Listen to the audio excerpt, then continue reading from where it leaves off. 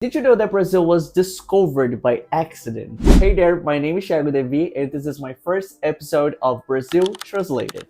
Along the way, I'm going to teach you some English words related to navigation and history, so you can learn both English and Brazilian history at the same time. Let's start with the context. It's the 15th century and Europe is exploring the world to find new trade routes and riches. Portugal, a small but ambitious country, went a direct route to India to trade spices, silk, and other valuable goods. To do this, Portuguese sailors needed to travel by sea because overland roads were dangerous, long, and controlled by other European powers. So they built fleets of ships to navigate the ocean. In English, a group of ships traveling together is called a fleet.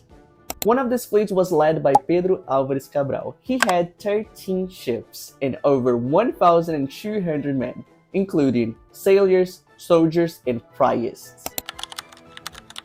Cabral's mission was to sail around Africa to reach India, but something unexpected happened. The strong winds and ocean currents pushed them far west into the Atlantic Ocean. And then on April 22nd, 1500, Cabral and his fleet landed on the coast of what now we call Brazil. It wasn't planned, it was actually an accident. In English we call this an accident, which means something unexpected happened.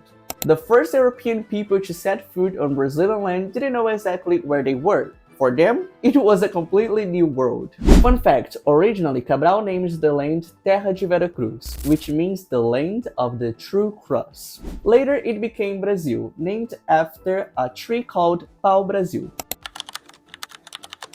But Brazil wasn't empty. For thousands of years, indigenous tribes lived here with their own culture, languages, and traditions. The first encounter between Europeans and indigenous people was cautious. They exchanged gifts and observed each other carefully.